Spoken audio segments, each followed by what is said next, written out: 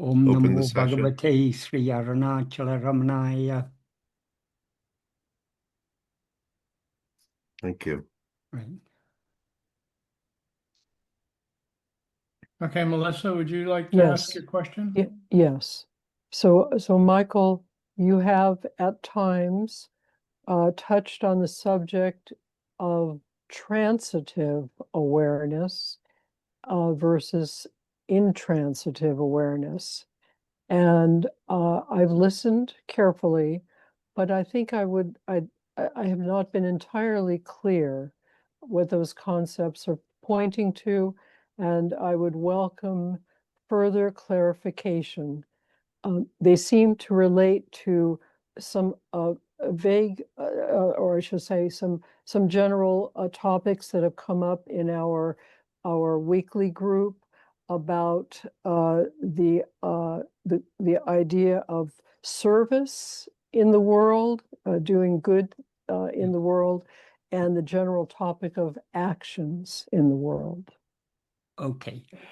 I'll first briefly explain the equivalent terms used by Bhagavan.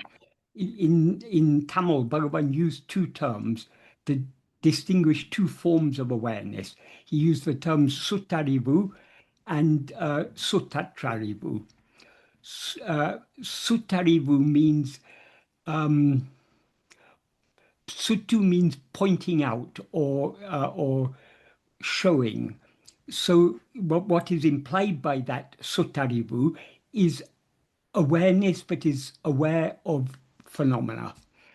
Whereas the other term he used is Suttatrarivu, which is awareness devoid of pointing. That is the pure awareness, the awareness that is devoid of any objects or phenomena. So I use these, I translate these in English as transitive awareness and intransitive awareness.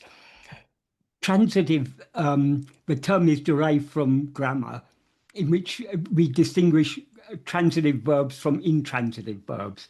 Transitive verbs are verbs that take a direct object, and intransitive verbs are verbs that don't take a direct object. So if you say, I saw, it has to have an object. What did you see? So that's a transitive verb. But if you say, I stand, there's no object for standing. So it's an intransitive verb. So applying these terms to awareness, there's transitive awareness and intransitive awareness. So transitive awareness means object knowing awareness, awareness of phenomena. Whereas intransitive awareness means awareness that is devoid of any phenomena, devoid of any objects or any content. So these terms are equivalent to what in classical Advaita are referred to as pure awareness, which is the intransitive awareness, because pure means it's devoid of any objects of awareness, it's mere awareness. And Chidabhasa, which means it's often translated as reflected awareness, but I think a better translation is a semblance of awareness, a likeness of awareness. So it's not the real awareness, but it seems like the real awareness. And the analogy that is often used for that is the sun is the original light, the moonlight is a reflected light. So analogous to that. But of course, awareness is not literally reflected, but that's just an analogy used to illustrate it. So applying this to our experience, we are aware of phenomena in waking and dream. We who are aware of phenomena are ego.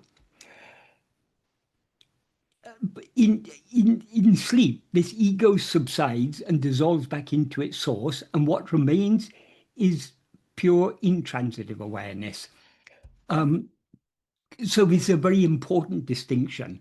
And Bhagavan made it clear, awareness as it actually is pure intransitive awareness.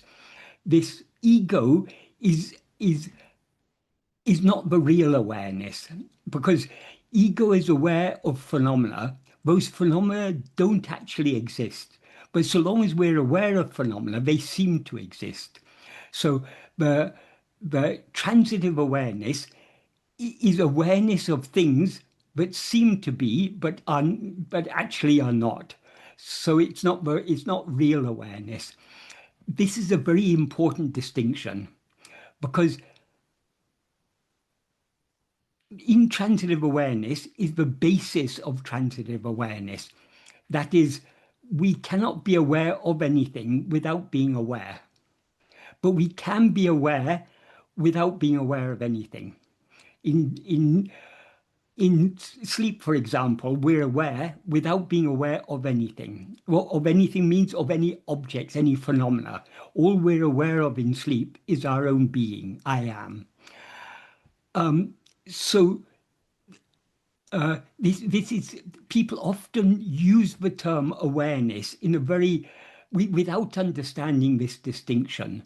But it's very important, if we're to follow Bhagavan's path, to understand this distinction, because what is real is only the pure awareness that we actually are, not this awareness of phenomena, because this awareness of phenomena appears in waking and dream and disappears in sleep. So it's impermanent and it's constantly changing. So it's not the real awareness. However, these are not actually two different awarenesses. They're, we can say, two forms of the same awareness. But even that can be a little bit misleading, because it's important to understand only one form of awareness is awareness as it is. So the real awareness is only the intransitive awareness, whereas the awareness of phenomena is an unreal awareness. That is, it's the same awareness, but just like, for example, the snake on the rope. What is actually there is only a rope, but it seems to be a snake. So the snake and the rope are not two different things. In substance, they're the same thing. It's only in appearance that they are different. Likewise, the difference between transitive awareness and intransitive awareness is an awareness in appearance, not an awareness in substance. So how is this of practical significance? When all the problems occur for us as ego, as that which is transitively aware. The way to eradicate ego, because that is, ego is a false awareness of ourselves. There are two defining characteristics of ego. As ego, we are always aware of ourselves as I am this body. This body means whatever body we're currently aware of. Now we're aware of this so-called waking body. In dream, we're aware of some other body. Both are actually only just mental fabrications, but it's this ego is not tied to one form. It can leave one form and go to another form. So, because these are the two defining features of ego. We're always aware of ourselves as I am this body, and secondly, we are consequently aware of other things, because this body is just a small part of this vast world. So if we are aware of ourselves as I am this body, we're aware of a multitude of other phenomena.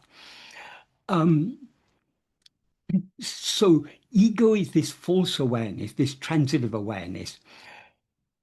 If as ego we turn our attention back to ourselves, we come to know what we, if we attend to ourselves keenly enough, we come to know what we actually are. Just like if you look at what seems to be a snake carefully enough, you see it's a rope. That's why I say it's very important to understand there are not two awarenesses. It's the same awareness. One is the awareness as it actually is, and the other is the awareness as it seems to be. People often have this confusion. Sometimes people used to ask Bhagavan, and even now people often ask this question. In self-inquiry or self-investigation, which is the self we have to attend to? Is it the self with a capital S or the ego self? Or they ask, which I is it? When who am I? Which is the I? Is it the real I or this ego? There aren't two I's, there aren't two selves. There's only one I, one self, one awareness.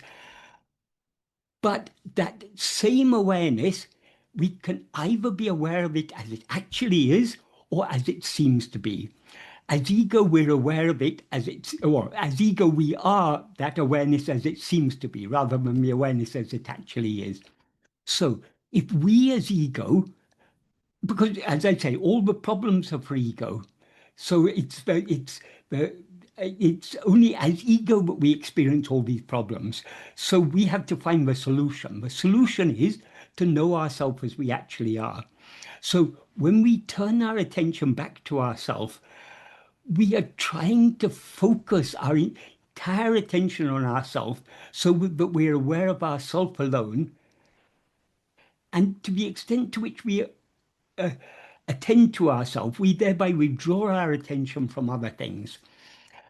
Because we still have attachment to other things, we are not yet able to turn our attention, we're not able to focus our attention keenly enough on ourselves yet. But with practice, slowly, slowly, our attachment for other things will diminish and the love to know ourselves will increase. So we are able to go deeper and deeper within. Bhagavan often used the analogy, for example, he used the analogy of a pearl diver sinking into the ocean to pick up the pearls. So when we, to the extent to which we attend to ourselves, we are thereby sinking deep within ourselves, deep within our own being. So when we attend to ourselves keenly enough, we will eventually reach a point where our whole attention is on ourself alone. And thereby it's withdrawn from everything else. Then we are aware, then we experience ourselves as the pure awareness that we actually are. And as soon as we experience ourselves as the pure awareness that we actually are, ego is thereby dissolved. Because ego is a false awareness of ourself. When we're aware of ourselves as we actually are, the false awareness is thereby destroyed. Just like if you look very carefully at what seems to be a snake, when you look at it carefully enough, you see, oh, it's just a rope. As soon as you see it's a rope, the mistaken perception of it as a snake is removed. You no longer believe it. You no longer, you understand it is not a snake, it is just a rope. Likewise, when we attend to ourselves keenly enough, we will experience ourselves as that pure, intransitive awareness, and thereby this ego, the false transitive awareness, will be destroyed forever. Is that a clear distinction? Yes, if I may, yes, it is a clear distinction, and I appreciate your use of the word the concept of transitive and intransitive, because it's so perfect that it involves, in terms of grammar, the need for an object. Yes. That transitive always involves an object. Intransitive, there is no need for an object. So Yeah. it's a perfect analogy. I very much appreciate that. A couple, just one or two things about the use of the analogy of the snake and the rope. And I know I think that actually goes back to the Upanishads, Yes, isn't yeah. it? It's in the Yeah. Vedas. Yes. And in that analogy, it requires that there be a perception. It requires that there be an object, Yes. that there is some object there. Yeah. Whether we call it a snake or a rope, and And one thing I wonder about that is that, that in truth, it is all awareness, Yes. knowing only infinite awareness. Exactly. So, so in that sense, Yeah. there's Well, analogies have their limitations. So yes, the snake rope analogy is is is useful to the extent that it illustrates that something can be mistaken to be something else, yes. and that there are not two things, they're only one thing, but it's the Uh, same one thing appearing either as it is or as it seems to be. But of course, in that case, both the snake and the rope are objects, and so there has to be a separate awareness to know them. It has its limitations. We're now y- talking about it's that one awareness. But what yes, actually exists is the pure awareness. But somehow yes, something has risen yeah, that uh, that is not that well, it's not, it cannot be anything other than that awareness, but that awareness alone is what actually exists.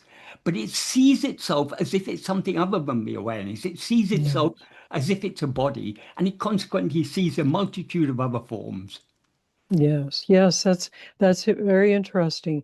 One less component of that is uh, I'm aware that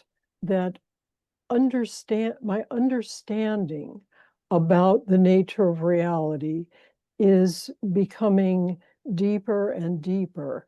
And using the snake rope analogy, there there can be a point at which I know that what I see is truly a rope. It's truly all awareness. Yes. But yet the perception might still see, so to Yeah. speak, Yeah. a snake or objects, but Yeah. the knowing is Yeah. very, very firmly in Yeah. place.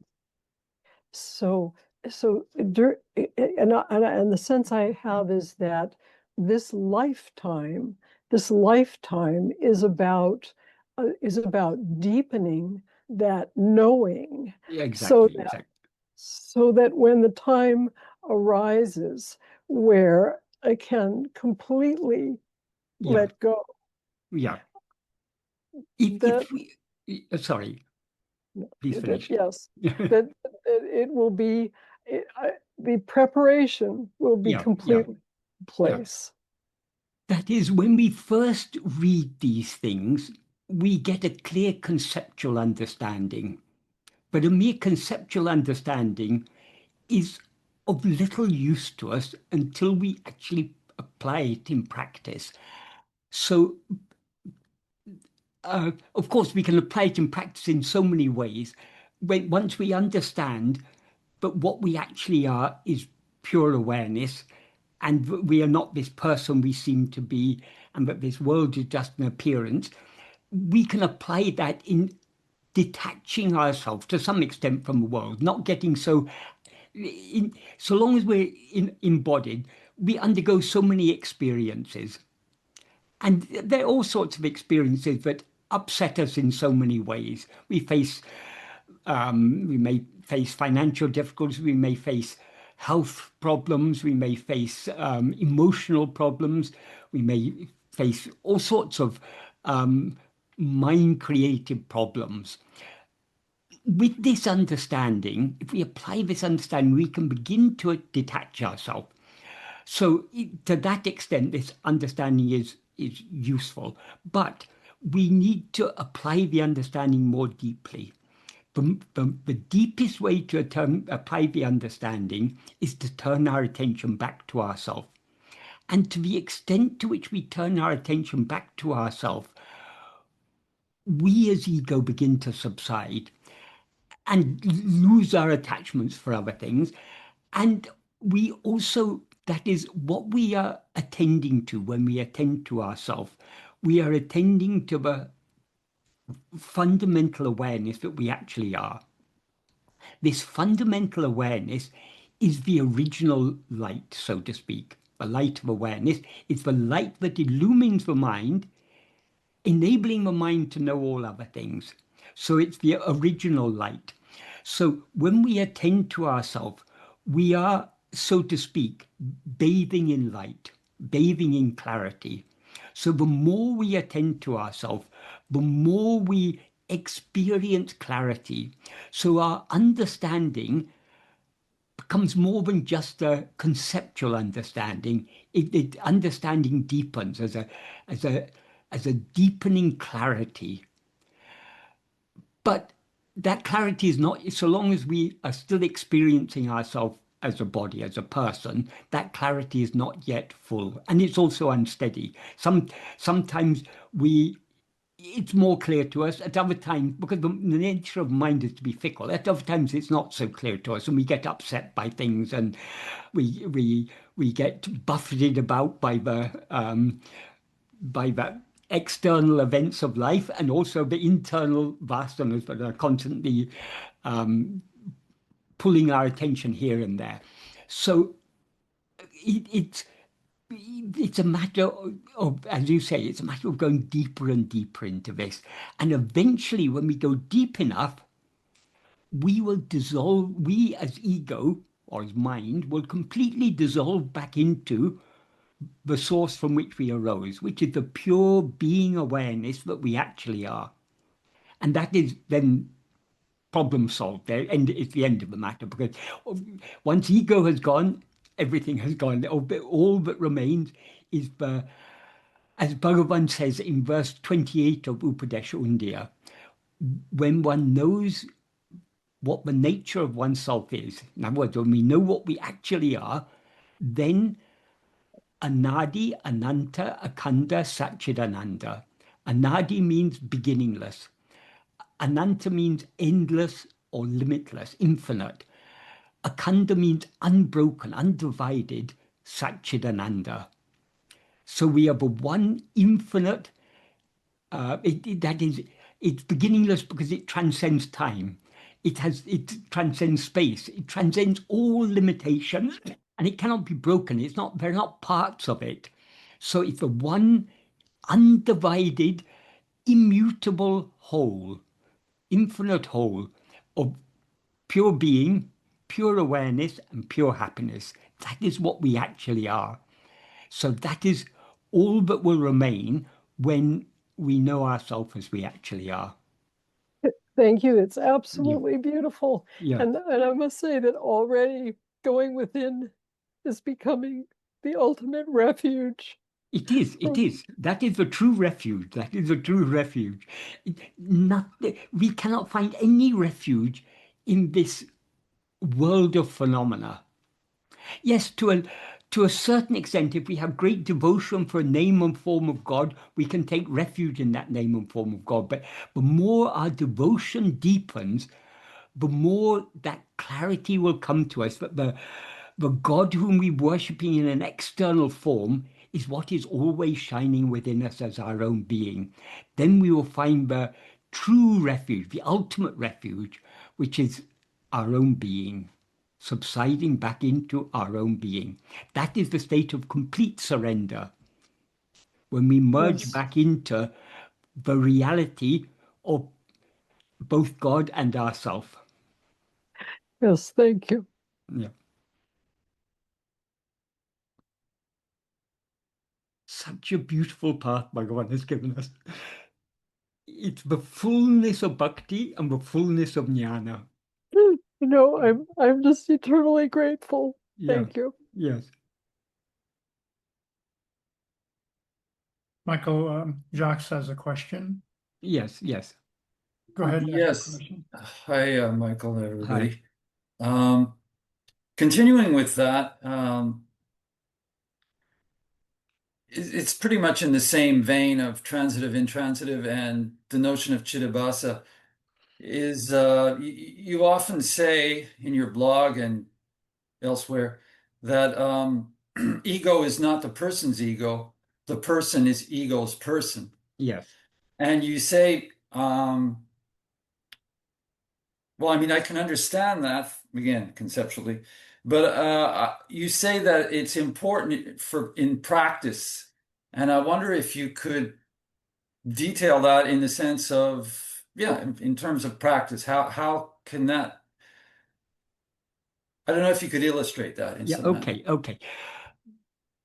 A person is basically a compound of five sheaves. The five sheaves being the physical form of this body, the life that animates the body, and the mind, intellect, and will that operate within this body. We experience these five sheaves collectively as ourself. We say, I'm sitting here thinking about what I have to do tomorrow. So we're identifying both with the physical body that is sitting and the mind which is thinking. It's all for us. It's all one. We take it. It's a whole package. We never experience ourselves as any of these without experiencing all the other five. For example, we never experience ourselves as a dead body. So it's always a body mixed with life. And we never experience ourselves as a sleeping body or a body in coma. We experience ourselves as a body that is awake. Even in dream, we're experiencing ourselves as a body that seems to be awake. So in a awake body, in a living body that is awake, there's a mind, intellect, and will operating within it. So all these five we always experience. This makes up the person that we seem to be. But these are just adjuncts, what in Sanskrit are called upadi. Upadi means a limiting adjunct, or something that that we mistake ourselves to be. There's no, we usually translate upadi as adjunct. It's the simplest translation. Slightly more explanatory translation is a limiting adjunct. But it's difficult to capture the full sense of the word upadi. So it also has this sense that something that we mistake ourselves to be. It's a superposition. It's Vedanta superposition, basically, isn't it? It's that is upadis are superimposed. So yeah, it's very close to the idea of superimposition. It's something that we superimpose upon ourselves. That is what we actually are, is the pure awareness I am. But we conflate ourselves with a set of adjuncts, and we say, I am this person. I am Jacques. I am Michael. I'm Melissa. I'm Marty. I'm whoever. All these are these are these adjuncts we have superimposed upon ourselves. We have conflated ourselves with these things. So it's very important to understand the distinction between this person and the I that experiences itself as I am this person.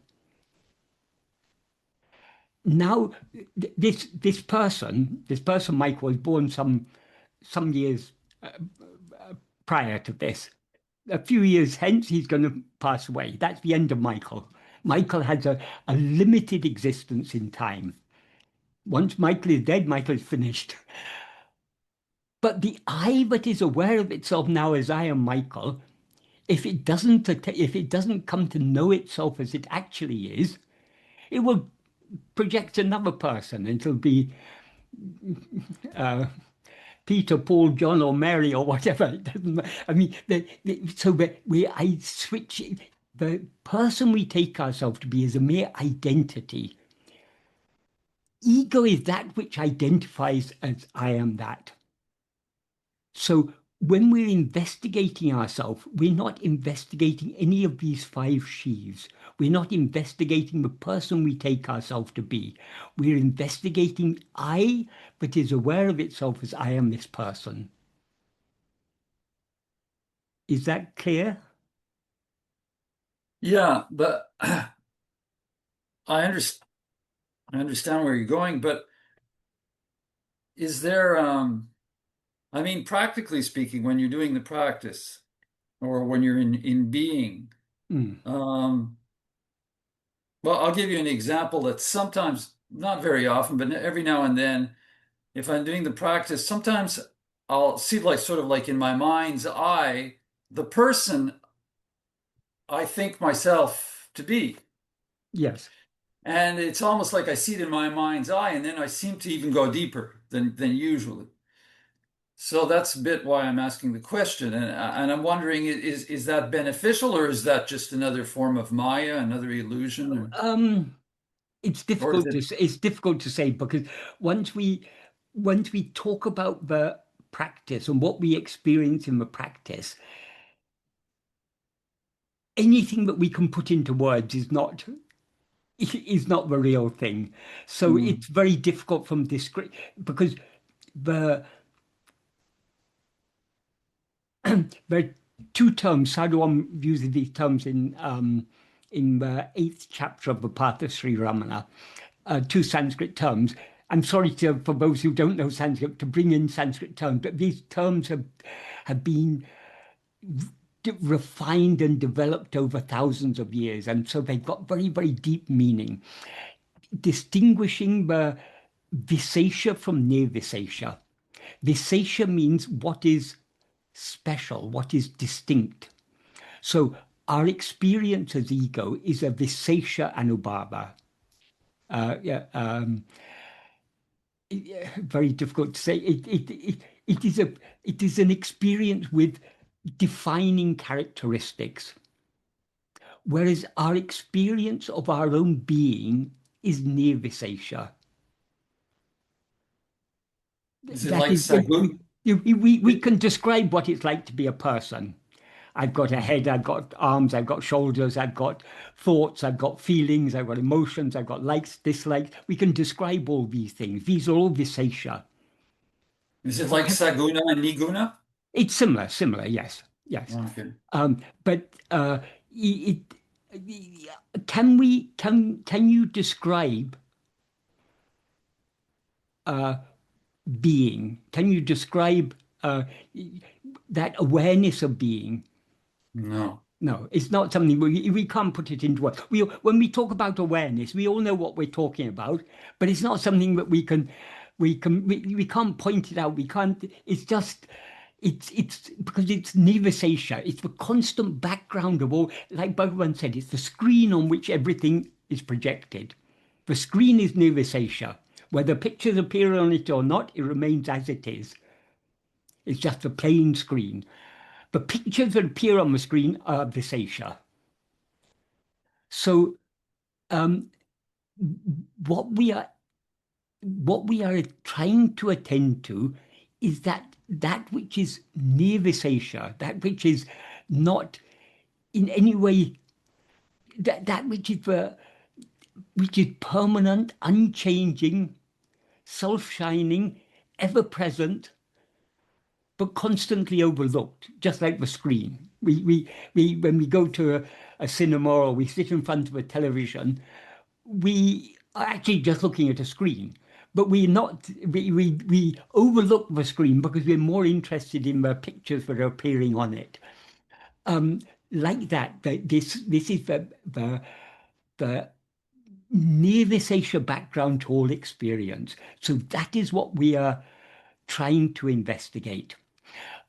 There's a passage in Maharshi's Gospel. I don't know if you're familiar with Maharshi's Gospel. In one place, someone is asking Bhagavan about self-investigation. He's asking, why is this the only way?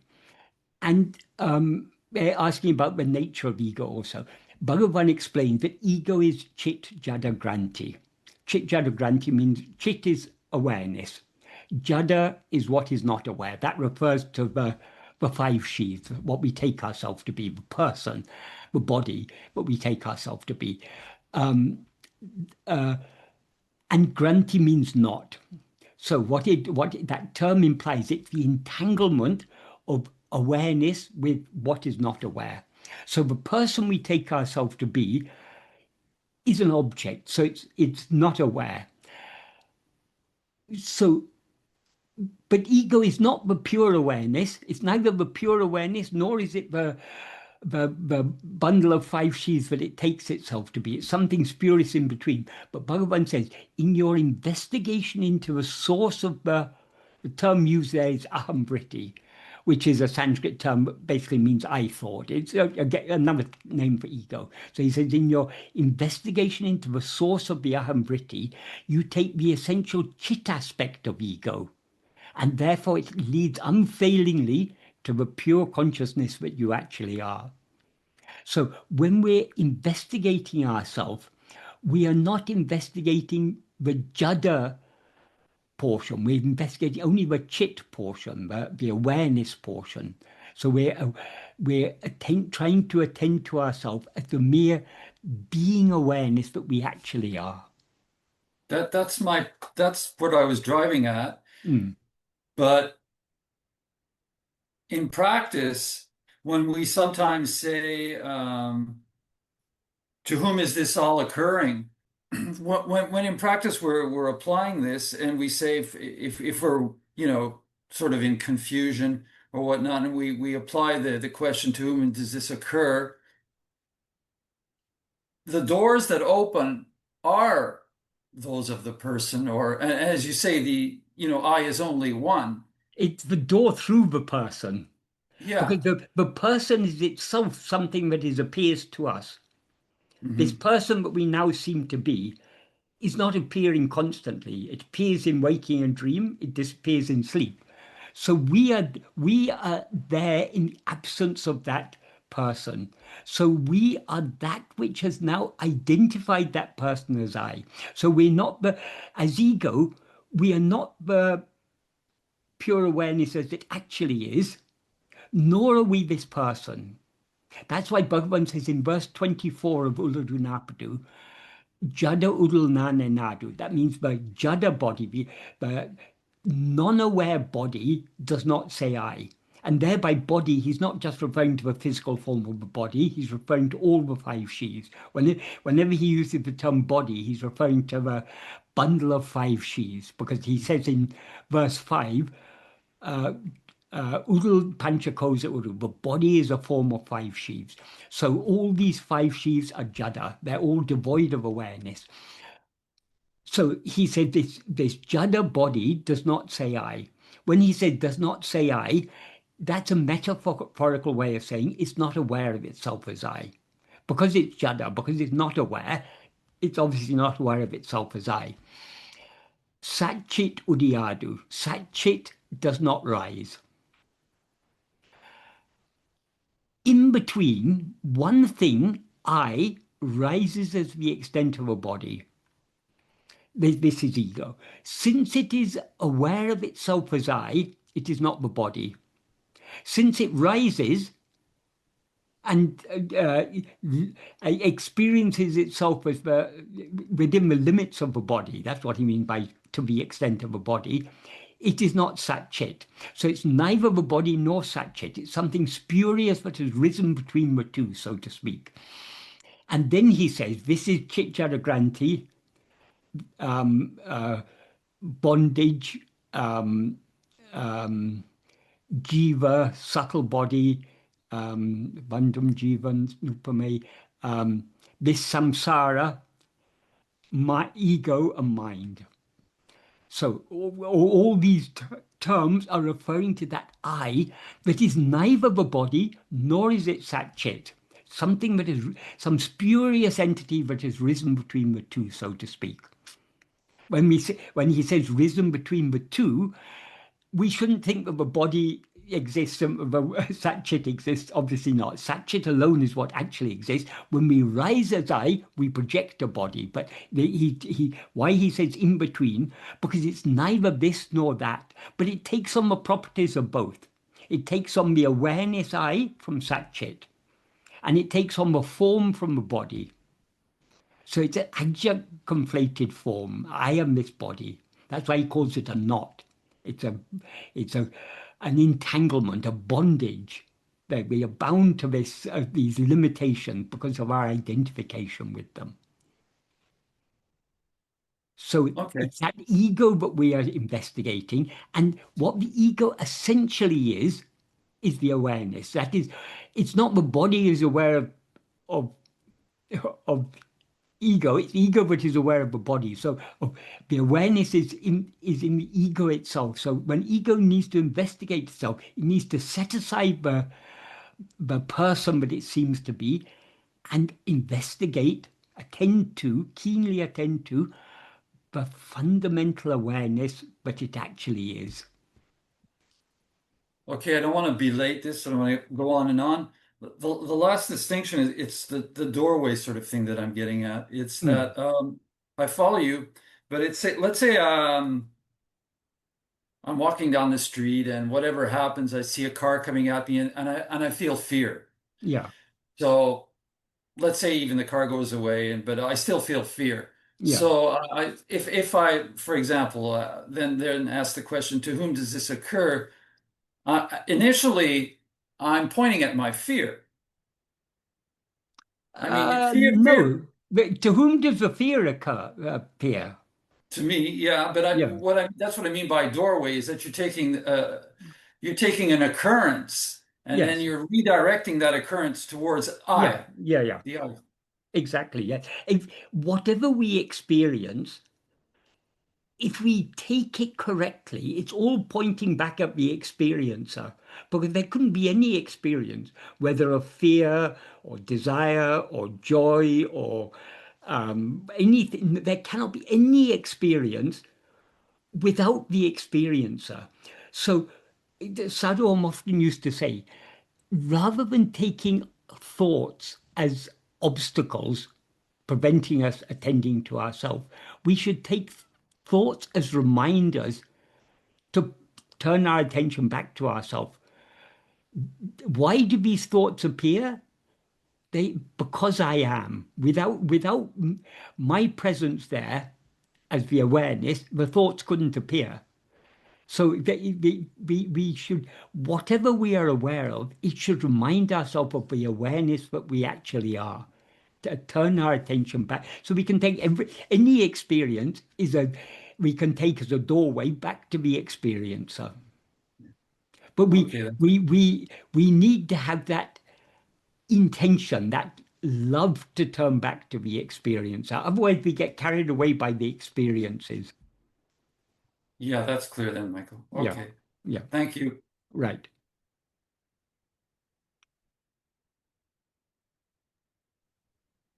Do we have any other questions to follow on? Sandra, go ahead. Thank you, Michael. Mhm.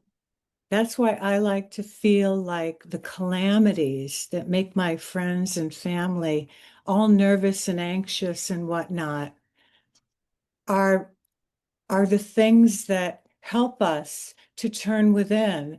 The calamities both in our lives, our family nonsense, and then what's happening in the world. Yeah, the whole thing. It's all a blessing. It's all like, Yeah, whoa, turn within. It's yeah, not, yeah, this is yeah, our awakening. This is yeah, yeah.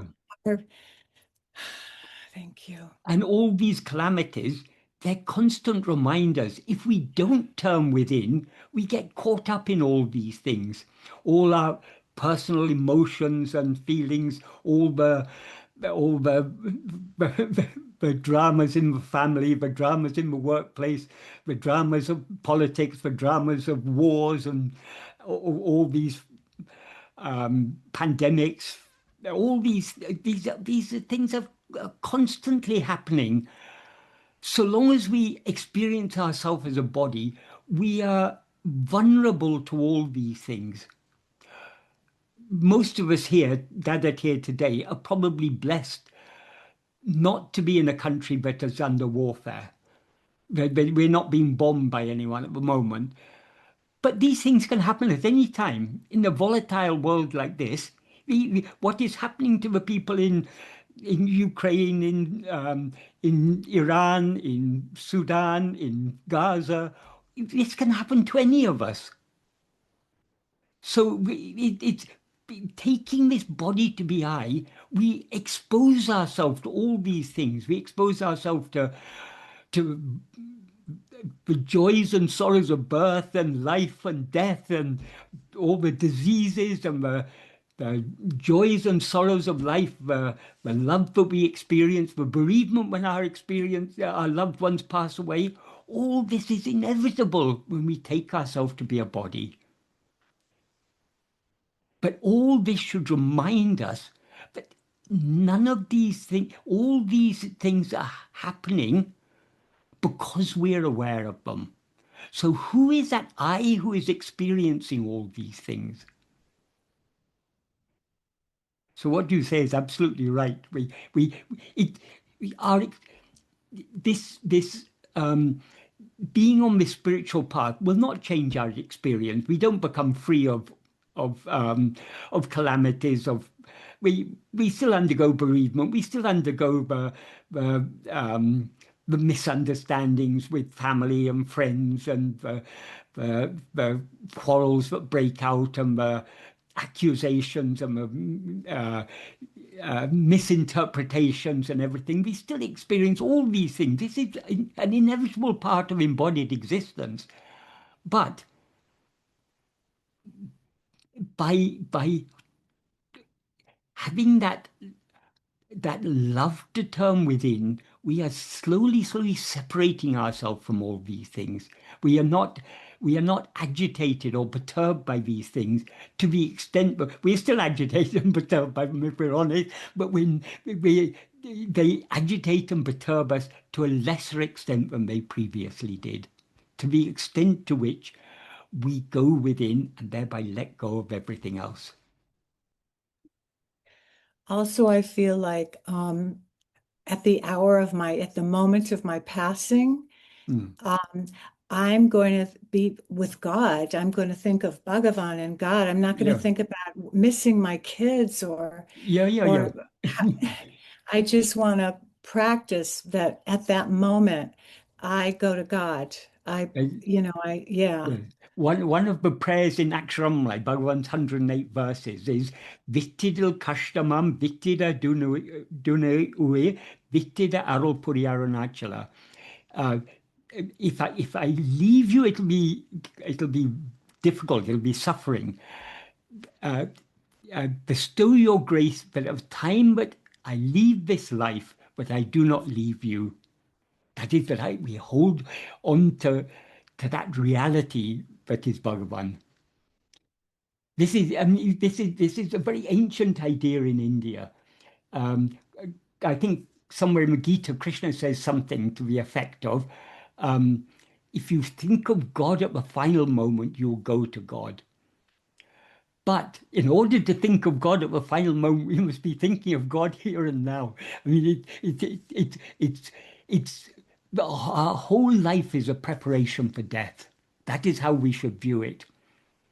So if we allow our mind to dwell on all these calamities in the world, all the problems of personal relationships, all the problems, all the financial difficulties, this difficulty, that, if our whole life is spent dwelling on these things, this whole thing will perpetuate. We'll just take another life and go through it all again and again and again.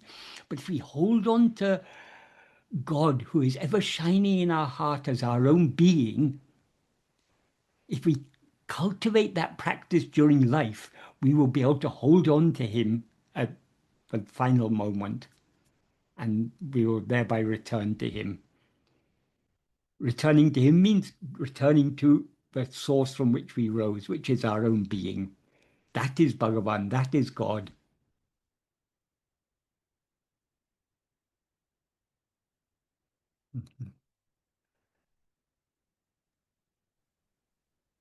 Sadashiva has his hand up. Yes, I just had the thoughts while you were speaking, Michael, about don't even resist resistance. Just don't even resist resistance. Yeah. We need not resist anything. We just have to hold on to ourselves. By holding on to ourselves, we are resisting everything. But if we try to resist anything, if we try to push the world away, our attention is on the world. Let the world be. We go back within. So resistance is pushing in the wrong direction. Yeah. Let anything, that is the nature of the mind. It's the nature of the mind to resist things. It's the nature of the mind to react, to be upset by things, by what people say or what people do, or so many things can upset us. But we need to separate ourselves from this mind. And we can only separate ourselves from this mind by holding on to our being.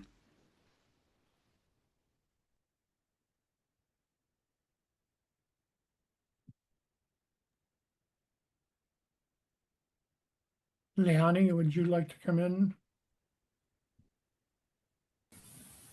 Yes, hi there. Well, yeah, I also, sorry, just wanted to share that this week was pretty intense with the world news and everything. And normally I'm not bombarded like this because I choose not to watch that much. I always have a clue what's going on more or less, but I was with my family. So they have the TV on basically every day. So I have to watch over and over the same news. Yeah. So Yeah. it's like,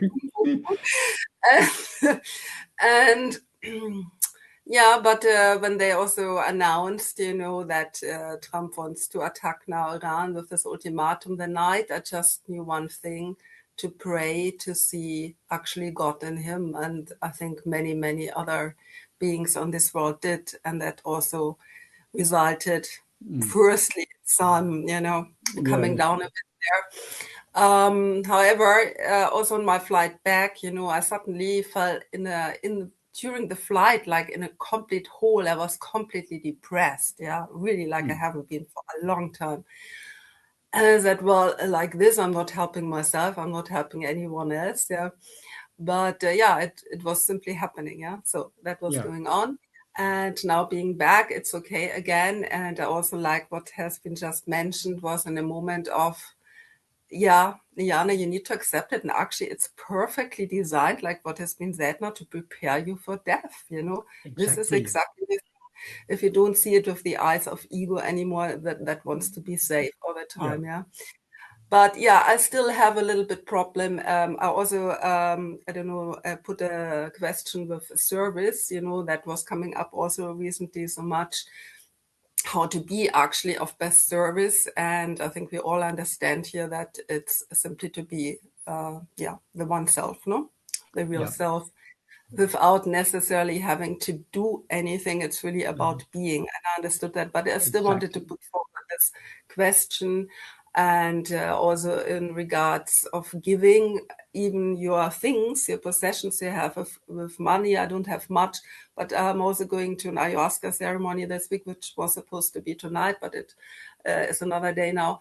And I pay also for another friend because I said, yeah, this has been for me, for a time I was under fire. I said, I Yeah. don't know what tomorrow is. There were no wars yet, like we see now. Yeah. But I was always, I don't know, it could be my last day. Yeah, it has to be now. And of Yeah. course, I had more and more, even I'm sitting here with you also Yeah. still. But it's a process, I understood it.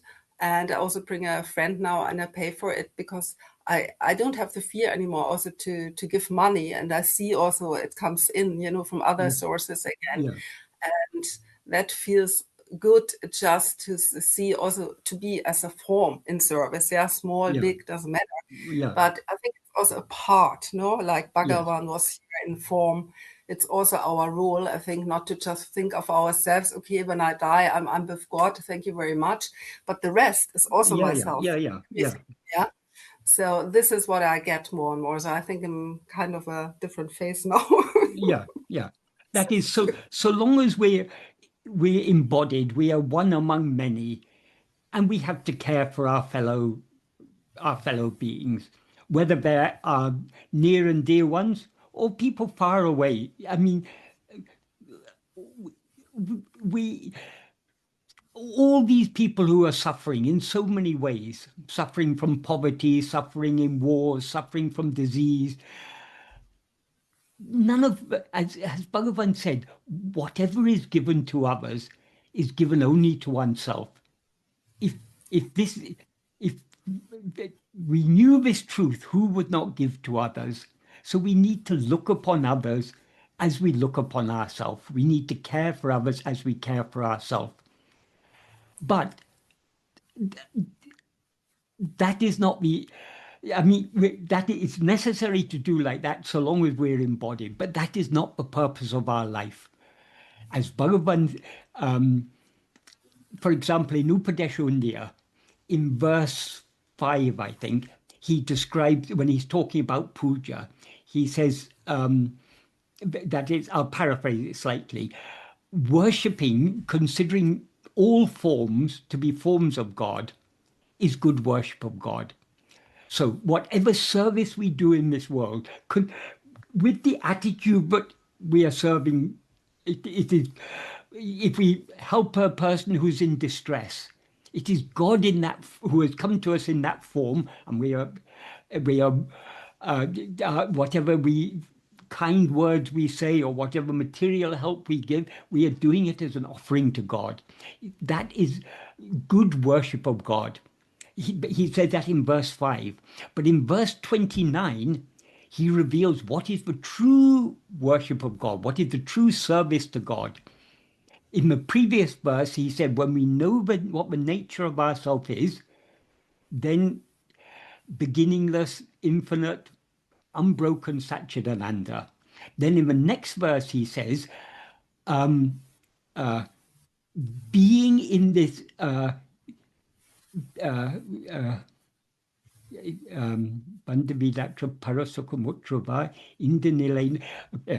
being in this state, thereby experiencing supreme bliss, which transcends bondage and liberation, is being in the service of God. So the true way of serving God is not by doing anything, but just by subsiding and being as we actually are.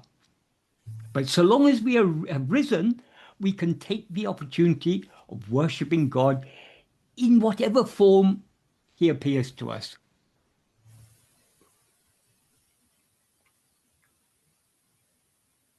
Well, it's rather also to see it as an instrument, no? The satsang here, you're an instrument, a form, Exactly. Bhagavan, so go on and on it goes. I mean, yes. We shouldn't even think I am doing it. It is, we need to just, we are given that opportunity to be, to play a role. But the real doer is that one Parameshwara Shakti, which is driving the whole thing. Yeah. Thank you. Yeah.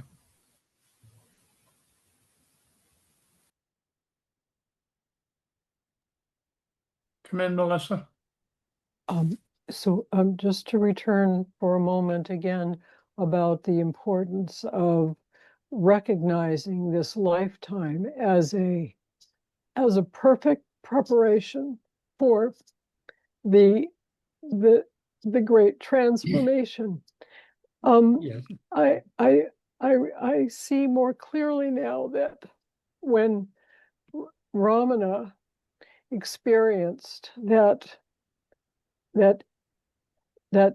overriding fear, that what really occurred was the death of Venkataraman. That he truly died. He truly died. Yes. Yes, that previously had been unclear to me, and I see it now in greater clarity that was truly a death experience. It truly was, truly. And then in that sense, he's a perfect way shower. Just as sometimes, Jesus is sometimes described that way. Ramana was a way shower to us. Yes. For exactly what he conquered death, and he has shown us the way to conquer death. Yes, exactly. Yes, thank you. Michael, can I ask a question here? Yes.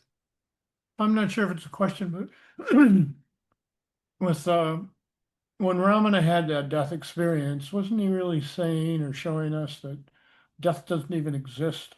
Yes.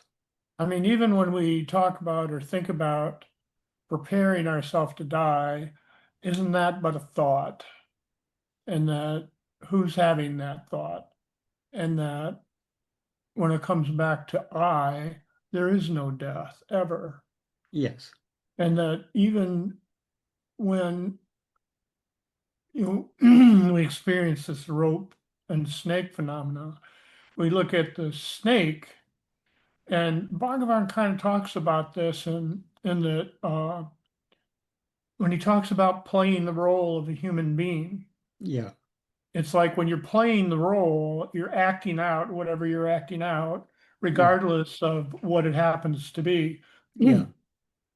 And that a good practice would be being aware of this actor playing a role that never seems to run out of energy, but there's still that stillness and peace within this actor that's the Yes. true nature of all. Yes. And that I'm kind of running out of words here, so I think I'll just keep quiet. Yeah. The difference between the actor and us, the actor knows that the actor may be acting as a king or he may be acting as a beggar. He doesn't believe either role. He knows he's an actor. We are playing a role, but we are so deluded, but we have actually taken this role we are playing to be real. This is what we actually are. I actually am this person, Michael. I actually am experiencing all these joys and sorrows of life. We take it all to be real. In order to be an actor, we have to detach ourselves. We have to play the role without identifying ourselves with the role. Yeah, it just seems like, well, and that same role goes into being a sadhaka, being a meditator, being a spiritual student. All of Yeah. that is still a role. It's And still yet at times it seems like, oh, look at me, I'm getting so spiritual kind yes, of thing, yes. which I mean is really ridiculous and kind of It funny. is, it is. And so, So long as there's an I to think I am spiritual, we are not spiritual. We are anything but spiritual. That is the whole, the Bhagavan has pointed out the whole problem is the wrong identification. This is the whole problem. All the problems we experience in life come back to this wrong identification. If we so think a we're simple way is spiritual, just to eliminate all thoughts. Yeah. if we think we're spiritual, I think we're in deep trouble, actually. I think very deep trouble. If we think we're this or that, we're in deep trouble. Shall we move on to the anonymous question? Yes, yes. It's kind of long. I think what I'll do is put this in chat also, so everybody can Yeah. follow on with it.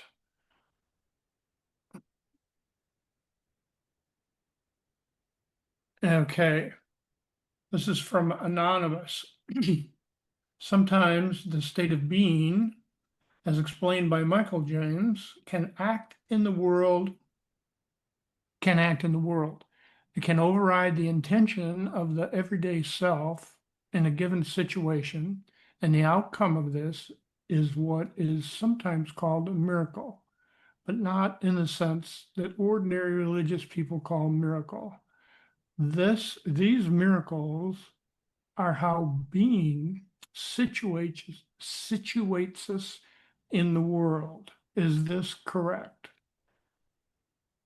The last sentence is not very clear to me, but going back to the beginning, being doesn't actually do anything. Being just is. When we're talking about acting in this world, that is, we can say, for example, we can say, if a miracle happens, the power that makes it happen is not is the power of God. God is in his true nature pure being, but because we have have risen as ego and thereby seemingly separated ourselves from the pure being that we actually are, we experience the fullness of our own being as a separate being whom we call God. So from the perspective of ego, there is a divine power that is functioning in this world. But this divine power is, as Bhagavan often said, it's doing without doing or acting without acting. In the 15th paragraph of Nana, Bhagavan refers to what are called the Panchakritiyas, the five divine functions, the five functions of God. They are creation, that's the creation of the world, sustenance, sustenance of the world, dissolution of the world, veiling. Veiling refers to the veil of ignorance in which all these creation, sustenance, and dissolution seem to take place. And the final one is anugraha, which is grace. Grace is that power that removes the veil of ignorance in which the play of creation, sustenance, and dissolution seems to take place. Once that veil of ignorance is taken place, what is removed, what remains is the pure being that we actually are. So referring to these Panchakritiyas, Bhagavan says, it happens isan sanidana visecha matratal. That is by the mere special nature of the presence of God. The presence of God means the being of God.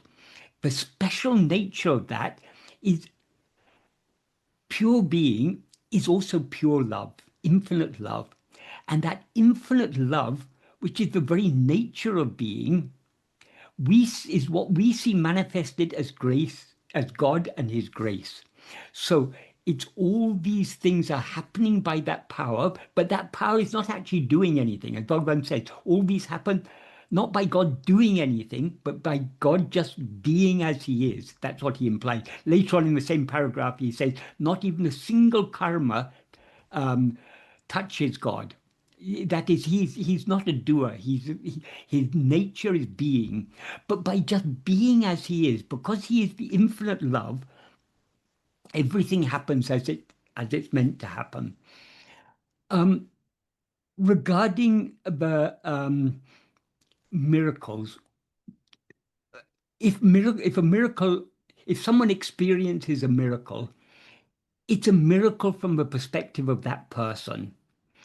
But actually, whatever happens, as Bhagavan makes very clear, whatever happens whatever we are given to experience in this life is our praarabda. Praarabda means fate or destiny. And that praarabda is the fruit of our past actions we've done in previous births, but not just a random selection of the fruit of those actions. God's, at the beginning of each life, he selects which fruit will be most conducive to our spiritual development, and he arranges those fruit for us as our destiny in this life. So whatever happens in accordance with praarabda. In order for that praarabda to be experienced, certain actions are necessary on our part. So whatever actions are necessary for us to do in order for the praarabda to unfold, those actions will be made to do. This is what Bhagavan says in the first sentence of the note he wrote for his mother. In accordance with the praarabda of each one, he who is for that, meaning God, being there, meaning being in the heart of each one of us, causes to dance. So he will make us act in whatever way is necessary for our destiny to unfold. And then he goes on to say, what will never happen will not happen in spite of any amount of effort. What will happen will not stop in spite of any amount of obstruction. This is certain. Therefore, being silent is good. What he means by that is when he says what will never happen will not happen in spite of any amount of effort. What will happen will not stop in spite of any amount of obstruction. By referring there to effort and obstruction, he makes it clear we have freedom. We have freedom to want to experience things or to want to avoid experiencing things. We also have the freedom to try to experience what we want to experience and to try to avoid experiencing what we want to avoid experiencing. But we have no freedom actually to experience anything that is not destined to happen or to avoid experiencing what is destined to happen. So our freedom is only as far as our will and our actions are concerned. We have freedom of will and freedom of action, but no freedom to change what is happening. So when this person writes, it can override the intention of the everyday self. Our destiny is constantly overriding our intention. We want things to be one way, but they're destined to be another way, and there's nothing we can do about it.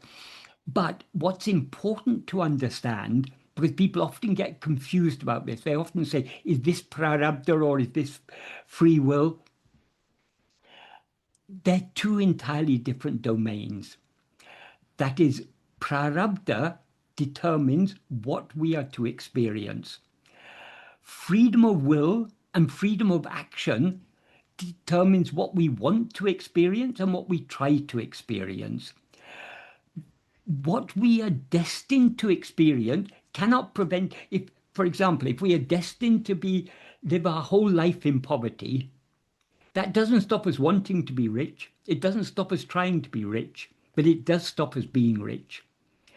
Likewise, however much we want to be rich and try to be rich, we cannot override the praarabda. So there are two different domains. The domain of praarabda is what we are given to experience. The domain of the freedom of will and action determines what we want to experience and what we try to experience. They're two entirely independent domains. In the view of this teaching, really there are no miracles. That it's not to say, but things do not, sometimes things may happen in our life that seem to us to be a miracle. And we may attribute it to the grace of God. And that may be a good thing to attribute it to the grace of God. But actually, it's all been predetermined for our own spiritual benefit. That is, whatever praarabdha has been allotted to us is what is most conducive to our spiritual development at our present stage on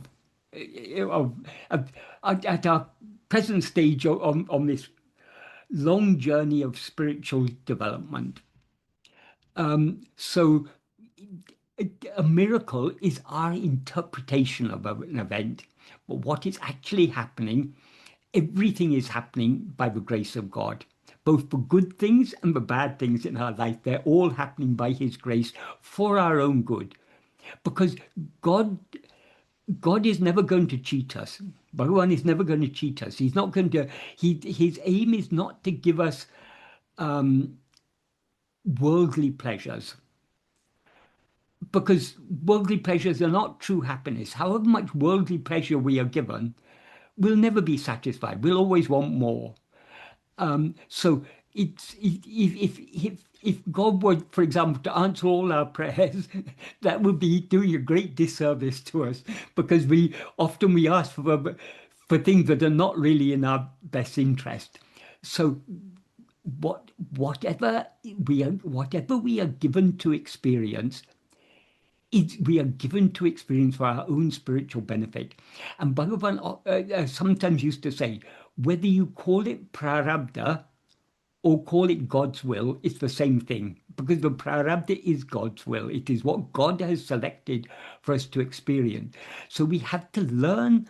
We shouldn't be looking for miracles. We shouldn't be looking for this outcome or that outcome.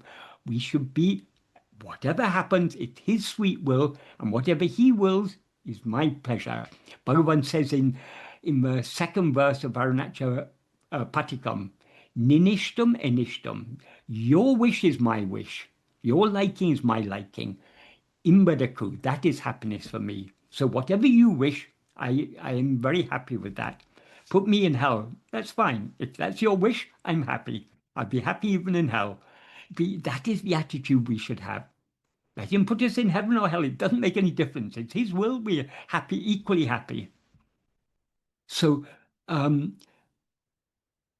how being situates us, or how being situates us by giving us this understanding. But whatever is happening by, as he says in the 13th paragraph of Nana, where one Parameshwara Shakti is driving all karyas. That is everything that is meant to happen, everything that we're meant to do. It all happens as it's meant to happen. When such is the case, why should we, instead of yielding ourselves to it, be constantly thinking it's necessary to do like this, it's necessary to do like that? We have to leave the whole burden to him. So for a true devotee, miracles mean nothing. The miracles, we're not looking for miracles, and the only miracle is God's grace, that he's giving us the clarity and the love to surrender ourselves to him. Nothing else in this world is worthy to be considered a miracle. Is that a clear answer? I don't know if the person who asked this. The person does not seem to be here, Right. but it was a beautiful answer. Right. Yes. We've got Let's three go more to hands Doc up. for a follow-on question. Yeah, it's up to me. Is it Marty? Yes. Yes. Well, following up on what you just said, Michael, and I do understand, it took me a while, but I do understand the two lanes of free will and freedom of action and freedom of experience. That being said, though, isn't then free will and freedom of action completely irrelevant? I mean, what mattered? Isn't it even Maya? Isn't it a complete illusion in a sense? Sure, I Yes. can try, I can spin my wheels, I can try and jump off the balcony and fly all I want, and I can try 10,000 ways to do it, but out of my own free will, it's not going to happen. I'm not talking about planes. I'm talking about flying out like Peter Pan. Right. It's a matter, that is, we are all using our freedom of will constantly. As Bhagavan said, the Vishaya vasanas rising in countless numbers like ocean waves. And most of the time we're being swayed to a greater or lesser extent, by our Vishaya vasanas. So the freedom of will is constantly in operation. But the only wise way to use our freedom of will and freedom of action, is to turn our attention back towards ourselves. So if we didn't have that freedom of will and action, then all spiritual endeavors would be meaningless. All spiritual teachings would be meaningless. Why did Bhagavan give us teachings if we don't have freedom either to put them into practice or not to put them into practice? So what Bhagavan has made clear is we do have freedom of will and action. Generally, we are misusing that freedom and thereby creating more and more fruit. And so that's why he says it's this in the second verse of Upadesha Undiyar, the fruit of action pass away, but the seeds that cause us to do those actions cast us into a great ocean of action. So action does not give liberation. So how should we use our freedom of will and action? that is, the vasanas are what the likes and dislikes that we've cultivated from time immemorial. And we can change those over time. If we may have a liking for something, we consider it bad, and we can slowly wean ourselves off that. So the vasanas are not fixed, but there have been vasanas from time immemorial, as Bhagavan says, and we're constantly being swayed by them. We can try to live a better life, to do good actions instead of bad actions. That is, live unselfishly rather than selfishly. In this way, we can purify our mind. The impurities in the mind being all the vasanas, particularly among the vasanas, some are more impure than others. Obviously, selfish inclinations are more impure than kind and generous inclinations, but they're all impurities. The best way to use our freedom is to turn our attention back to ourselves and hold on to our being. There we are using our freedom of action not to do anything, but to be as we actually are. So this freedom of will and action are very, very important, but also very, very dangerous, because we're constantly misusing them and getting ourselves into trouble. That's why we need to, all spiritual teachings of all kinds are directing us to use our freedom of will and action more wisely. And of course, the teachings that are given are not the same for everyone, because not everyone is at the same level of spiritual development. So that's why there are so many different types of spiritual developments. There's karma yoga, bhakti yoga, jnana, yoga, that is the Patanjali type yoga, and Raja yoga. jnana yoga. So all these are different types of instructions given to suit people at different stages of spiritual development. But ultimately, the best use of our freedom of will and action is to turn our attention back within as much as we can. And by turning our attention back within, we are thereby surrendering ourselves to Bhagavan, to God, to our own being, to what we actually are. Yes, I mean, I think it's maybe that's where I forget what book it is, where there's that confusion where somebody says, they're quoting Bhagavan supposedly, and they say the only freedom you have is to turn within, and you've contested that by saying we have freedom in other domains too. Of course But we the have. point, but the point being what you just said, or it is basically It's the only wise use of our yeah, freedom. right. It all boils down once again to the note to his mother. Yeah, exactly. Okay. That Thank you. we have the freedom to try to experience what is not destined to happen. We have the freedom to want it and to try for it. We have the freedom to try to avoid what is destined to happen. To want to it and to therefore try for it. But we're not going to, whatever we want and try for, we're not going to change what is destined to happen an iota. So the best thing is just to keep quiet. What does he mean by keeping quiet? He doesn't mean just sit doing nothing, because if we are destined to, if it's necessary for us to do any action, in order for our praarabda to unfold, we'll be made to do those actions. So being silent doesn't mean doing nothing. Being silent means not rising as ego, holding on to our being and thereby subsiding back within. Then the body, mind, and speech, let them go on doing whatever they are made to do in accordance with praarabda. Thank you. Right.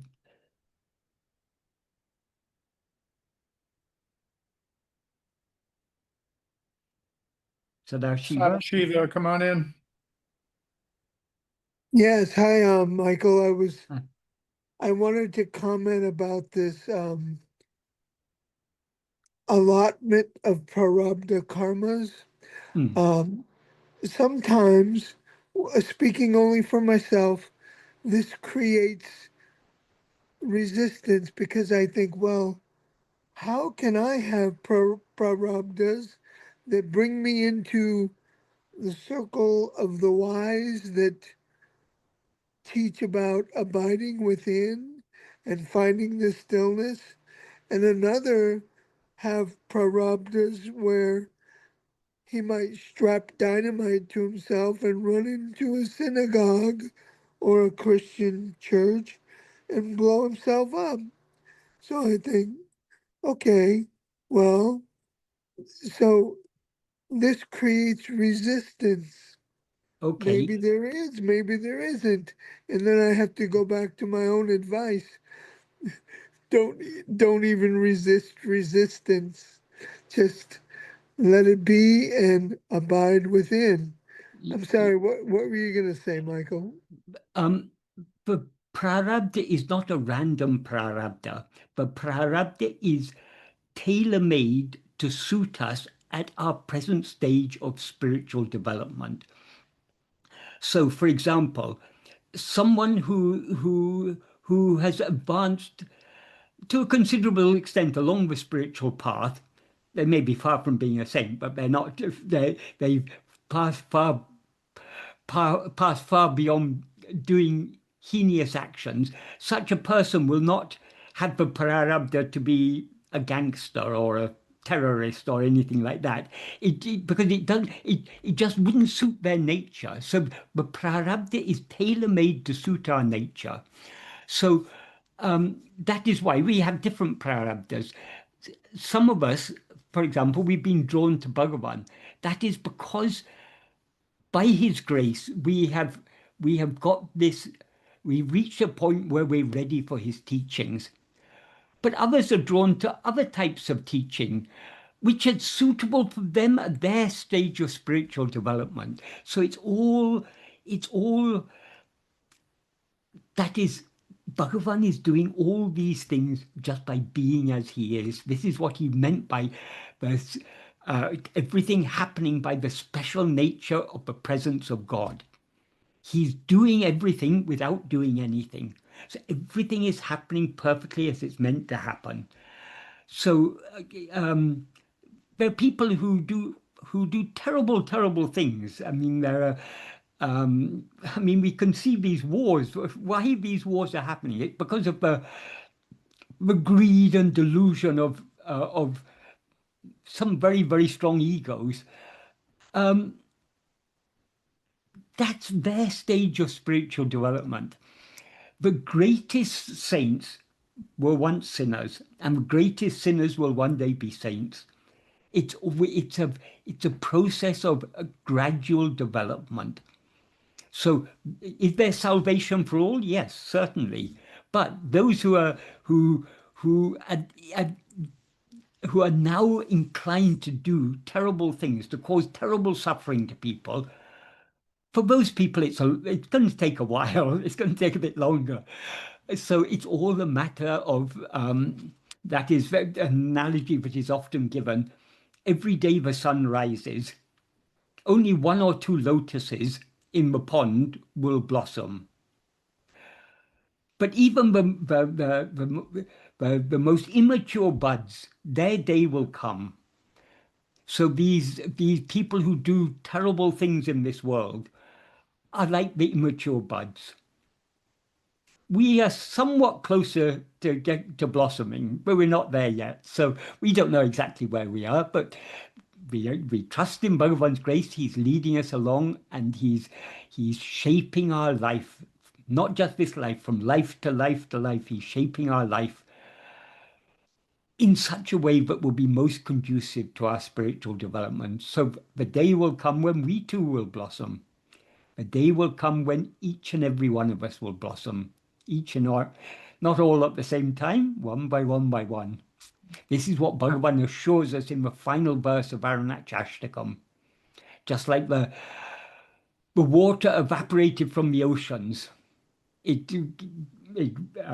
gets carried up as clouds, it pours as rain on the mountains, it comes down, it gets caught in lakes, it gets caught in reservoirs. It may get evaporated again and go round and round and round, but eventually it will reach back to the ocean. And just like the birds that are flying in the sky, there's no place of rest for them in the sky. Sooner or later, they have to come back to the earth. That's the only place for them to rest. Likewise, this embodied soul has to go back the way it came. We all have to return to our source, and we all will return to our source sooner or later when we are ready for it. So be it. And while talking on the subject of praarabda, another very important thing to understand is this teaching that Bhagavan has given us. But whatever we are to experience in this life, it's already predetermined. We cannot in any way change. We cannot experience anything that we're not destined to experience. We cannot avoid what we are destined to experience. If we understand this correctly, this is a great, great relief to us. We don't have to worry about our material existence. We don't have to worry about the material existence of our loved ones.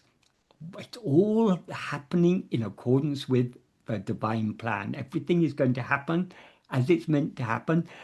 Our only concern should be to turn within and unmindful of what is happening outwardly in our life. Of course, we're not able to do that yet, but that is what we're working towards. We're able to do a little extent, and when we get agitated again, we get upset by this and that, our mind comes out, we have to pull it back again and again and again, and slowly, slowly, we will sink within and be willing to let whatever happen according to His sweet will. His will, your will is my will, that is happiness for me, as Bhagavan says.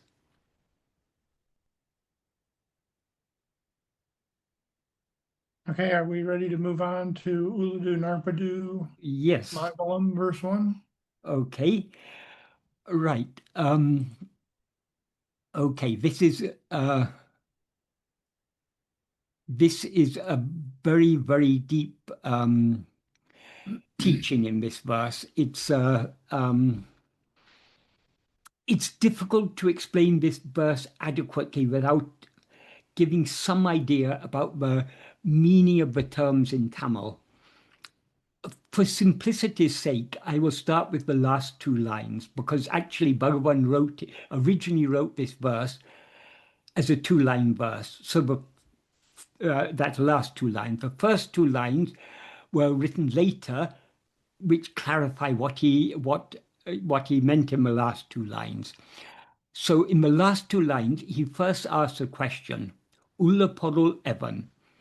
Ulla Porul means substance or reality. Ulla Porul is the being reality or the existing reality. So it is what actually exists. Ulla Porul, Ulla Levan. Ulla means thinking. In this case, it implies meditating. Evan means who or how. Or in this context, how. How to think of the existing substance. How to think of that one true being. And his answer to that is Ullate, Ullapadi, Ullade, Ullal. That means being in the heart as it is meditating. Well, literally it means is thinking, but it's not actually thinking. That is the only way to meditate on that one being substance is to be as it is in the heart. So what does it mean to be as it is? Being is a state that in the state of pure being, there is no rising. What distinguishes our present state from the state of being is the fact that we have risen as ego. So being as we are means just being without rising as ego. That is the true meditation. This is a very, very important thing to understand in order to fully appreciate what the practice of self-attentiveness is. We Bhagavan has defined self-investigation in Nana as always keeping the mind fixed on oneself. Keeping the mind fixed on ourselves means keeping our attention fixed on ourselves. By attending to ourselves, attending to our being, we as ego subside and return to our being. So how do we investigate our being? We investigate our being by being our being. Or another possible meaning of Ulladu, which I said the basic meaning is thinking, it can also mean investigating. So how can we investigate being? Only by being that being. So and that being, of course, is our own being. So that was the verse as he originally wrote it. Then he later added the first two lines. The first two lines consist of one sentence and an expansion of the first sentence of the original verse. So the first sentence is Ulladu, Ulladu, Ullaporul, Ullado. The basic meaning is if what is were not, would being awareness be? That's the basic meaning. But it can be taken in slightly different, there are different ways to interpret it. That's the basic meaning. So if there weren't what is, could we be aware of what is? We all have an awareness of being. Because the reason that we couldn't have that awareness of being if there wasn't something that actually is. So this is argument.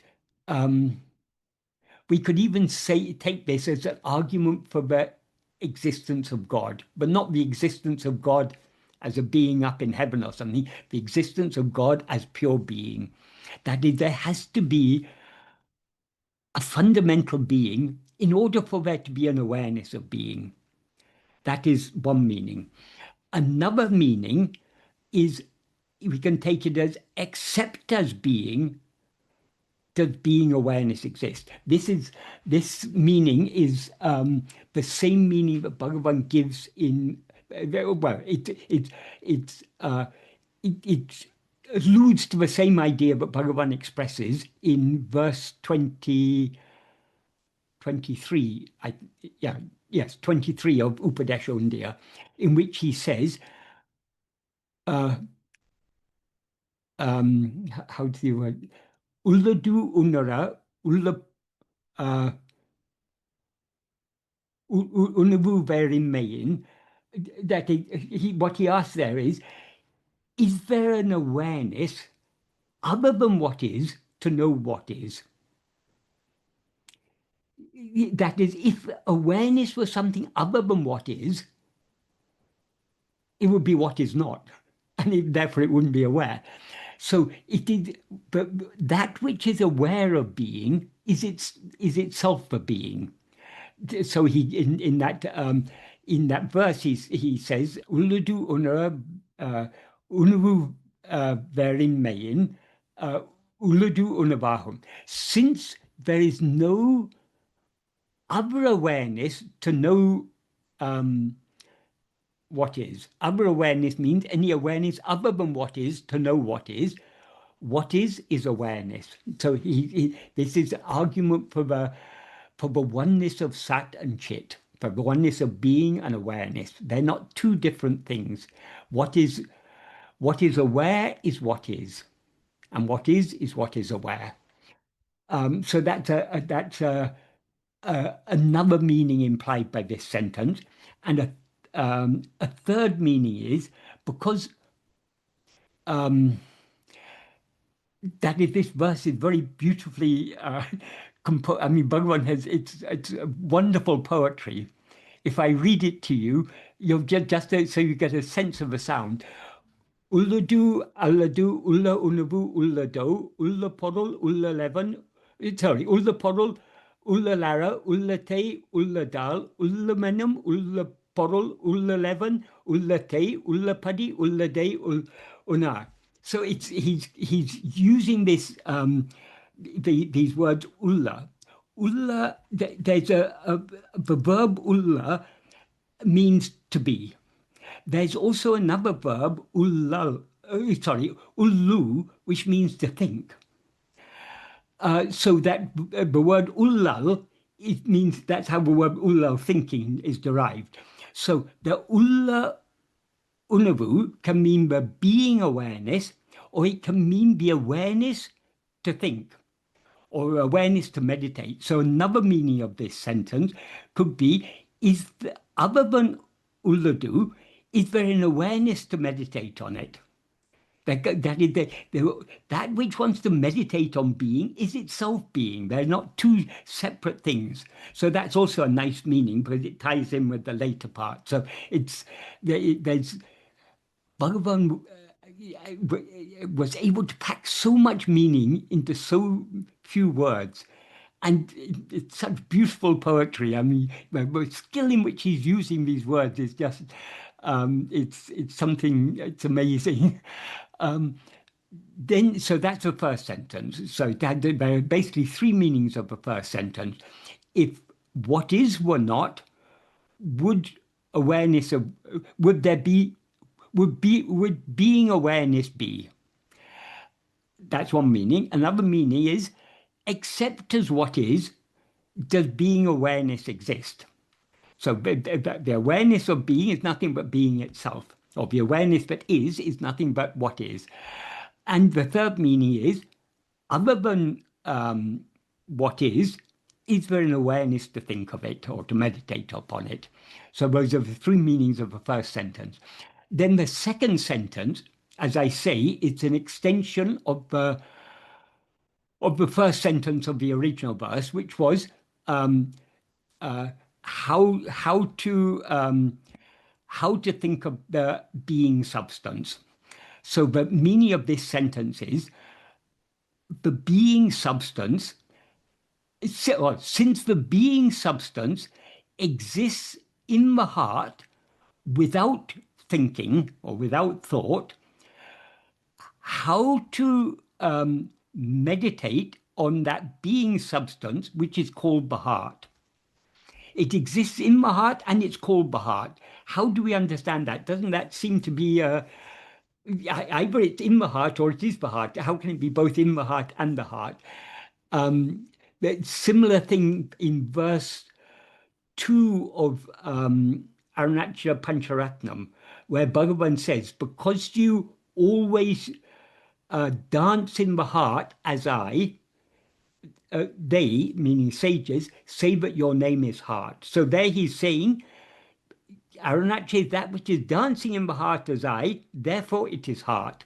So how do we understand this? Is it in the heart or is it the heart?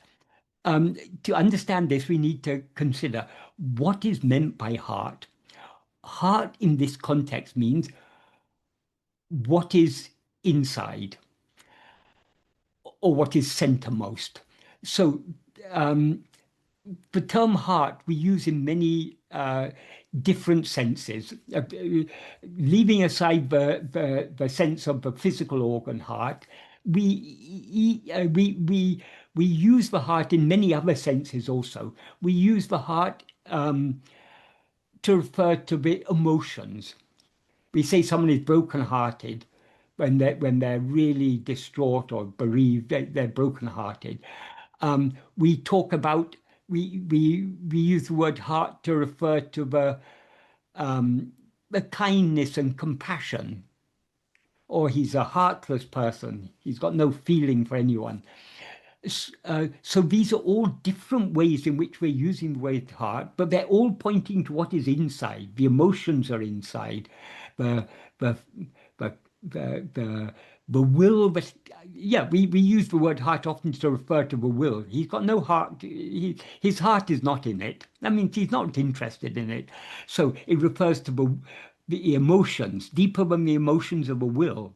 Deeper than the will, we can use the word heart to refer to ego. In some context, ego is referred to as heart. In fact, this word ullam in Tamil, that means heart, it also is used to mean mind, because it's what's inside. But the deepest sense in which the word heart can be used is to refer to what actually exists. That's why he says ullamenum ullaporul, the being substance that is called the heart. And this being substance, so if it is the heart, how can it be said to be in the heart? If something is in the heart, if something other than the heart is in the heart, that thing that is in the heart is the heart of the heart. But when you go to the ultimate heart, what is in the ultimate heart is only the heart itself. There's nothing in it other than itself. So when he says it exists in the heart and it's called the heart, that means it is the innermost of all hearts. It's the ultimate reality. So that being substance, it exists deep, deep, deep, deep within us, beyond the range of thoughts. That's why he says Ulladu, without thoughts. So thoughts can never reach there. And it is itself the heart. So that's why he says ullamenum ullaporul, but that being substance, how to think of that being substance which is called the heart. Because it's beyond the range of thought. We can think of external things, we can think of objects, phenomena, we can think of so many things, but the one thing we cannot think of adequately is being. We can think of it or we can experience it only by being it. That's why he says, being in the heart as it is thinking. That is the meditating. That is it also means investigating, although can also be taken as investigating. That alone is, we can investigate it only by being it. We can, in order to investigate being, we need to be being, is basically the idea. And that being is what we actually are. Oh, and another meaning, when he says ullamenum ullaporul, the being substance that is called the heart, ullam can also mean, I won't go into it, it's a bit complex Tamil grammar, but it can also imply am, the verb am. It actually is the verb are, the first person plural a form of the verb to be, but Bhagavan uses the plural in a inclusive sense to refer to the singular. Like he often uses the word we, because if he says I, he's excluding us. If he says you, he's excluding himself. So he says we as an inclusive, but it's not meant as a plural. So that ullam also we can take as meaning am. So that what is that being substance called? It is called am. It is what we all experience as am, as our own being. So it is so much deep meaning here, but it's also very, very, I mean, this is the essence of all spiritual teachings. But in order to know the pure being that we actually are, we need to be that being. There's no way of knowing it other than by being it. Is that a clear explanation? Or are there any questions on this? Melissa has her hand raised. Okay. My name is Yes, Melissa. yes, this is not really a question because that was such an in-depth pointing that I think, how could there be a question? Yeah. But I just to share that one of the I've been pondering consciousness, beingness, pretty much my entire life. Yeah. And one of the, well, it does clearly, this really does point to that Atman, what we really are, is never other than Brahman, and that Brahman is not other than Sat Chit, consciousness, beingness, Yeah. and Brahman is not other than reality, what really is. Yes. And another definition of reality is that which cannot not be. Yes. Yes. Cannot not be. Yeah. There is something rather than nothing. Yes. That is that which cannot not be is being itself. And Yes. People sometimes ask, why is there something rather than nothing? The answer should be very, very obvious. Nothing doesn't exist. If it existed, it would be something, not nothing. Exactly. So what is? Only what is. Yes. So this Yeah. term Bhagavan uses, Ulladu, it can actually have well, it's got several meanings. It as a noun, it can mean either being, in the same way we use the word being in English as a verbal noun. It also means what is. So essentially, being and what is are one and the same. It can also be a verb. It can also mean it is. Bhagavan uses it in that sense here. But the basic sense of Ulladu as a noun means both being and what is. Yes, yes. And it also becomes very clear when one contemplates that awareness, chit, must be It must in be. order to be aware. Yes, So yes. and that being must know itself, or how would it could it ever be known? If it didn't know itself, there's nothing other than being to know it, so it wouldn't be known. So the oneness, it just the concepts themselves point to the absolute oneness. Yes, but we need to think a little deeply. People don't think deeply enough. We are very fortunate to have come to Bhagavan, and he's pointed out all these things. I'll just say one more thing. I referred to verse 23 of Upadesha Undiyar, in which Bhagavan says, because of the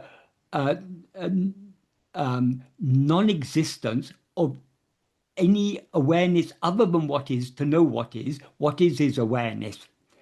That's the first sentence. The final sentence is, awareness exists as we. That is, we ourselves are that awareness. That is what is. Yes. Yes. And every moment in which we turn inwards and recognize that we are aware, we are recognizing that we are being, Yes. and we are recognizing our fundamental truth. And we can recognize that being only by being that being, which is the main point Bhagavan is emphasizing in this verse. We can know being only by being. Yes. Yes. And if we were not being, we wouldn't. Yeah, exactly. We always are. The problem is why we are not experiencing this now is because we've mistaken ourselves to be something other than what we actually are. So in order to remove this mistaken awareness, we need to be aware of ourselves as what we actually are. What we actually are is pure being, pure awareness. So we need to attend to ourself alone, and thereby we merge back into the pure being that we actually are. Yeah, thank you.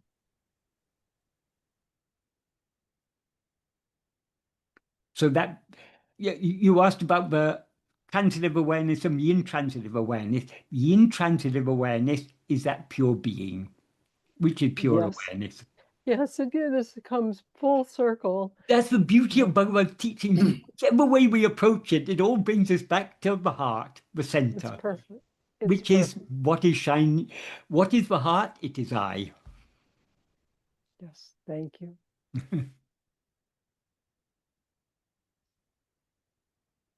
Are there any other questions?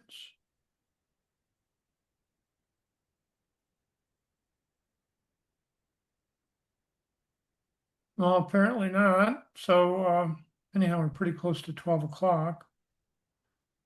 Michael, this was this last talk.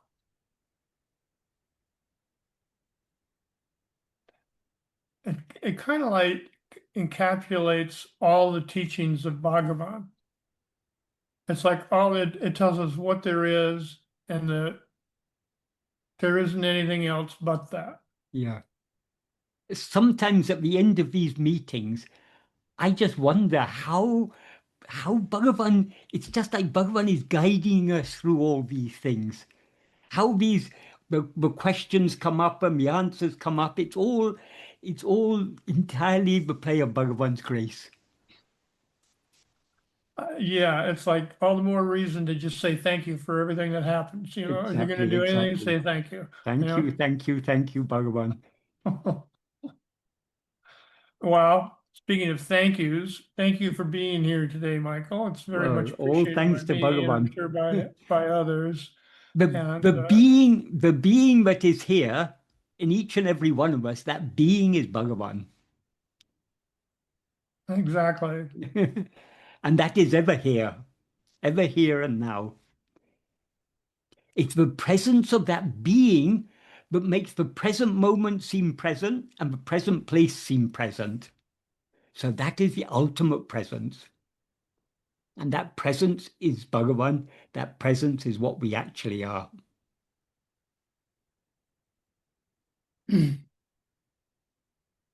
Well, our next meeting will be on Mother's Day next month. Right, So another special reason to celebrate. So right. And who is our mother? Our mother and father is Bhagavan.